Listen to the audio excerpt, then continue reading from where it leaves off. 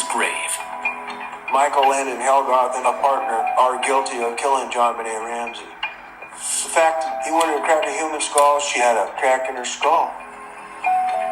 The fact that there was a boot print from a high-tech boot, he had high-tech boots. The fact that he said him and a partner were going to make $50,000 or $60,000 right at Christmas, and then the ransom says 118. Also next to his body, they find a stun gun. This looks very promising to them.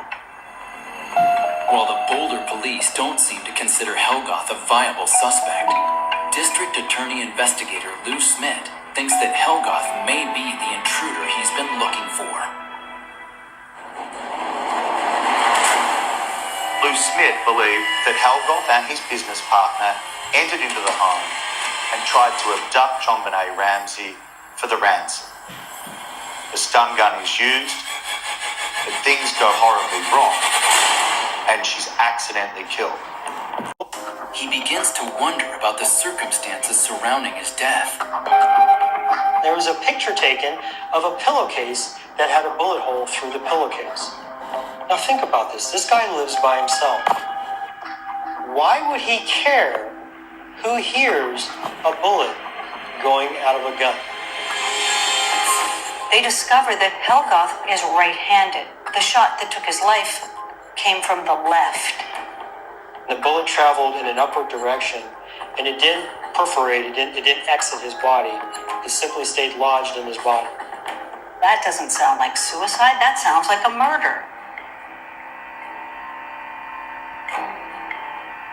Well, basically, I think somebody was in the house and shot Mike on that night and exited. So the question is, why? I want Michael Helgoth dead. I believe Mike was murdered by his partner for the simple fact that Mike was going to rat him out, and the other individual or individuals didn't want to take the rap for this crime. With their theory fully formed, Smith and his team are convinced that Helgoth is the killer. But police think the evidence is lacking. Despite this tantalizing suspect, police say his DNA didn't match. Undeterred, Smith and his team press police to test Helgoth's boots against the footprint found in the Ramsey's basement. The boots, we were told, did not match. Consequently, we tried to find out why, and we never could get an answer from the Boulder Police Department, and they would not give me a reason that it didn't match. So there are a couple more things that I want to mention about Michael Helgoth. According to that same friend that was in the documentary, he said that Michael Helgoth told him that his girlfriend had one time caught him in the bed with her daughter. So he was also a pedophile. He told that friend that he couldn't trust himself to be around his girlfriend's daughter. Also had a history of harming animals. He would shoot kittens and cats while they're running away, throwing baby cats on the ground, and that friend actually witnessed it that one time. Michael Helgoth changed his appearance drastically, according to that friend, right after Christmas, which was unusual for him. He completely changed his hairstyle.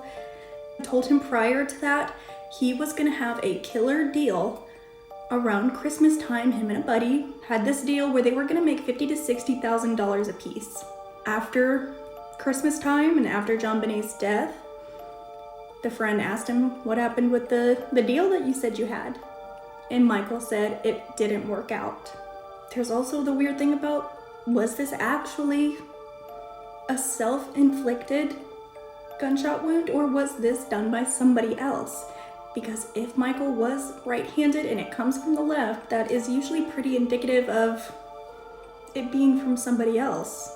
And it's important to note that Michael Helgoth allegedly unalived himself right after a press conference was given to kind of mess with their minds a little bit, the suspect, or whoever they were, the perpetrator's mind. And they had said, we're getting closer, the list is narrowing, we know we're getting closer to you and we're gonna find you type of vibe. And a few weeks later, Michael is gone.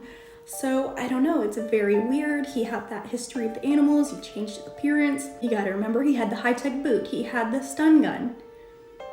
He had all those things. He had the questionable history of behaviors.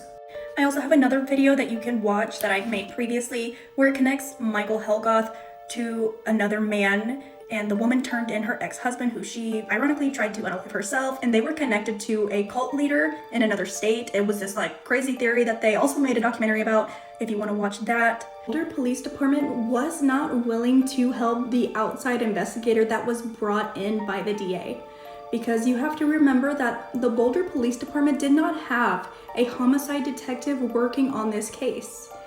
Especially Linda Arndt. If you remember her from the Netflix documentary, she was the one that said they had a nonverbal exchange and she feared for her life and started subconsciously counting her bullets. She did not have any homicide experience. I believe she might have had experience working like SA cases, but she had no experience with kidnappings or homicides. So she made a mistake going on TV and saying that it was the dad when it wasn't proven at that point. You have to remember, they allowed the scene to be destroyed, essentially. They let people in and out. They allowed friends to be over there for comfort. They did not control the scene. And then when Linda Arndt told John Ramsey to go, find something that looked out of place, basically to keep him busy, which I find it funny that she pointed out that he was looking through his mail as if it was some psycho thing to do. So then when John Ramsey found the body of his daughter, he did what all parents would do. You would pick up your child. That's what you would do. Like, I don't care who you are, you think your baby is missing and you find them laying there on the ground. After that, you want to grab them. You'll grab them. And he picked her up and carried her over and then set her on the ground, like in the doorway, I believe it was, or in the corridor. And then a detective herself picked up the body, carried her away, and then put a sheet over her, which transferred stuff over. It was like the whole scene was just contaminated. But I don't know, I just can't get on board with it being the parents. I don't see them going to that level of torture, nor the brother, because he was 9 years old and JonBenet was alive for the majority of it. That's proven. Because of the hemorrhages in her heart and her eyes, she was alive for a lot of that. So she would have been alive, and they were stun gunning her multiple times. I don't care if you're setting it up to look like a break-in or whatever, or somebody else did it. I don't think that they would do that to their child if it was Burke. I don't see it. I feel like if anything, they would have framed it more as an accident instead of a break-in murder. That's just not logical to me. There was no complaints of any parental abuse. There was no signs by anybody. And Burke, being a 9-year-old boy, hitting his sister one time is not reason enough for me to equate him with being the killer. Because, honestly, there's probably not a set of siblings in the world that haven't done some pretty crazy things to their siblings. Let's be honest. And you gotta remember, they were already going through some trauma with their mom having cancer and almost dying. She was away. That's a very traumatic thing for children, so that could lead to toileting issues like the bedwetting and then all that other stuff. Going through a trauma like that can lead to that. And of course, the DNA doesn't match. That's but I don't know, let me know what you think down below. Do you think Michael Helgoth could have been somebody that was involved, especially if it was more than one person? I've heard multiple theories of it being more than one person. Or are you still convinced that it is either the father, the mother, or the brother? Or D, all of the above? Yeah, let me know what you think down below. And don't forget to hit the follow button. I'll be going through some other suspects that were at the forefront of the case in the various situations. And if you want to watch that other video that I talk a little bit more about Michael Helgoth and his connection to another man and his wife, and she accused him being connected to a cult leader, and it was a kidnapping gone wrong type of thing. go watch that. It was pretty weird, but yeah, I will see you guys later. Bye.